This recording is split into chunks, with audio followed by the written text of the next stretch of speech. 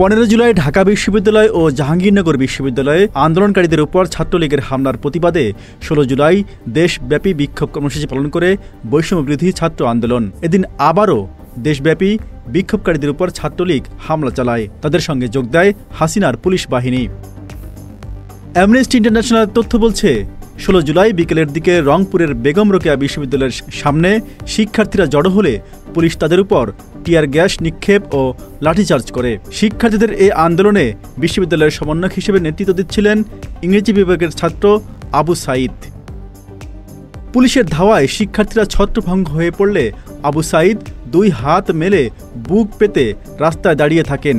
ঠিক সেই মুহূর্তে রাস্তার বিপরীত পাশের মাত্র 15 মিটার দূর থেকে অন্তত 2 পুলিশ সদস্য শর্ট গান থেকে সরাসরি তার বুকে গুলি চালান।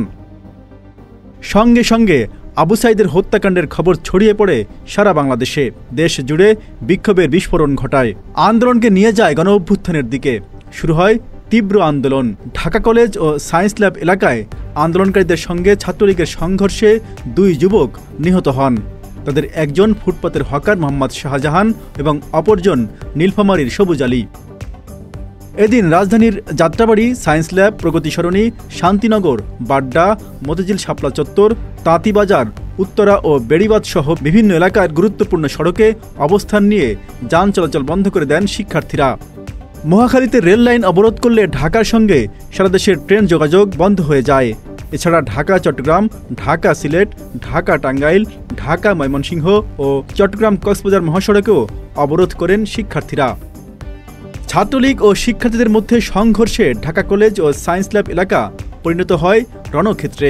নগরীর চানখারপুল, পুরান ঢাকার রায় সাহেব বাজার, প্রগতি সরণি, ভাটারা, মিরপুর 10 এবং ফার্মগেট এলাকাতেও সহিংসতার ঘটনা ঘটে। বৈষম্যবিরোধী ছাত্র আন্দোলনের অন্যতম সমন্বয়ক হাসনাত আবদুল্লাহ ওই দিনের দেশব্যাপী সহিংসতাকে রাষ্ট্রীয় মদতপুষ্ট দমনপীড়ন হিসেবে আখ্যা দেন।